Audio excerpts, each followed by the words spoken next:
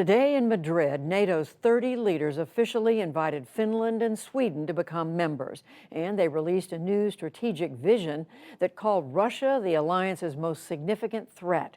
Meanwhile, the U.S. announced that it would deploy thousands of additional troops to Europe. Nick Schifrin reports now from Madrid.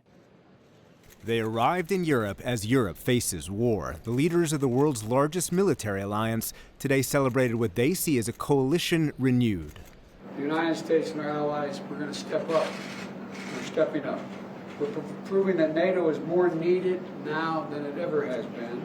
In a meeting with Secretary General Jens Stoltenberg, President Biden announced new U.S. military deployments, including more F-35s to the U.K., more ships to Spain, additional air defenses to Germany and Italy, a brigade combat team of more than 3,000 troops to Romania, and in Poland, for the first time since the Cold War, the U.S. will create a permanent U.S. base in Eastern Europe, the Army 5th Corps Forward Headquarters. People scoff at having headquarters, but it's the headquarters which allow you to bring in and add things, whether it's U.S. or allies or joint forces. Ben Hodges is the former commander of U.S. Army Europe. I spoke to him from the summit's media center. And why is the word permanent so symbolically important? Well, that tells our allies that we're not leaving, and it also tells the Russians that we're not leaving. The new U.S. troops in Romania highlight growing concern about Russian inroads in southeastern Europe. The Black Sea region has been lacking attention for decades. All of the frozen conflicts are in the Black Sea region, from Georgia to Transnistria. Russia has established sort of a new Iron Curtain between NATO and non-NATO countries. Romania is the center of gravity for us in the Black Sea region. It is the place from which we can project power and conduct operations best in the Black Sea region. Today, leaders have endorsed NATO's new strategic concept. NATO today also adopted a new long-term strategy. The last strategy in 2010 said we want to see a true strategic partnership between NATO and Russia. The new document calls Russia the most significant and direct threat to Allies' security, and for the first time cites China. China's coercive policies challenge our interests, security, and values. I want to particularly thank you for what you did putting together the situation with regard to Finland and Sweden. On the summit's sidelines, President Biden praised Turkish President Recep Tayyip Erdogan for lifting his objection to Finland and Sweden joining NATO. The U.S. says that deal had nothing to do with Turkey's desire to purchase new American F-16 fighter jets. But today, the administration for the first time publicly endorsed Turkey's desire to modernize its jets despite congressional resistance. If Russian President Vladimir Putin is feeling the heat from a reinvigorated NATO, he chose today to rally his own friends, including Iran and 3 Central Asian former Soviet states. Russia and the West continue to take new confrontational steps. Today, Stoltenberg denied it was a new Cold War, but he vowed in Ukraine the West would not blink. Ukraine can count on us for as long as it takes. Stoltenberg was talking about the message that NATO delivered President Zelensky during a virtual meeting today. The message that Zelensky delivered NATO, he was not happy that Ukraine is still waiting for an official invitation 14 years after NATO first promised it. He told NATO leaders today, quote, NATO's open door policy should not resemble the Kyiv metro turnstiles. They are open, and when you approach, the turnstiles close until you pay. Hasn't Ukraine paid enough?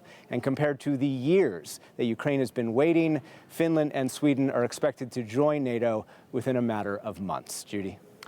And Nick, meantime, tell us about the steps that NATO and Turkey took today after this deal that Turkey agreed to let Finland and Sweden join. Yeah, NATO leaders officially invited Finland and Sweden to join the alliance. That was seen as a formality. But Turkey took a step today, referring to the deal's clause that there were possible extraditions. And Turkish officials today demanded that Sweden and Finland extradite Kurds that Turkey claims are terrorists. Some of them actually are journalists who fled Turkey for fear of their lives. Reporters asked the Finnish president and the Swedish prime minister about Turkey's demands today.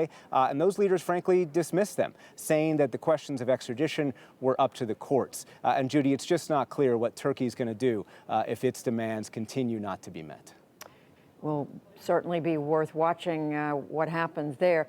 And Nick, what about the U.S. announcements today? How do they fit in with what we were discussing last night, which is NATO planning to fortify its eastern flank? Yeah, as we were talking about, NATO will send more troops to the Baltics, from about 1,000 troops, that's a battalion level in each country, to a brigade, more than 3,000 troops. The U.S. will contribute to those additional troops, even as what we talked about tonight, the U.S. base in Poland and the U.S. Brigade Combat Team in Romania are actually exclusively U.S. forces.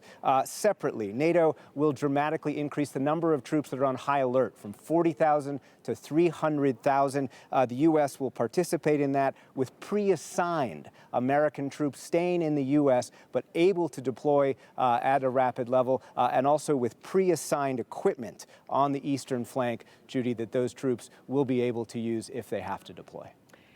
And last thing, Nick, tell us how Russia is responding to these announcements today by President Biden about additional troops, U.S. troops in Europe.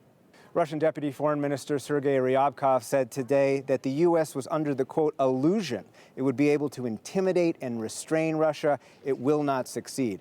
Of course, Judy, NATO officials say it is Russia that is trying to intimidate and restrain NATO. Eastern European officials have long wanted the U.S. And Western European officials to see Russia's threats as empty. The senior U.S. officials I talked to still fear some kind of escalation. But for now, Judy, they are willing to take steps to bolster European security that they haven't taken in decades. All right, Nick Schifrin reporting for us from the NATO summit in Madrid. Thank you, Nick. Thank you.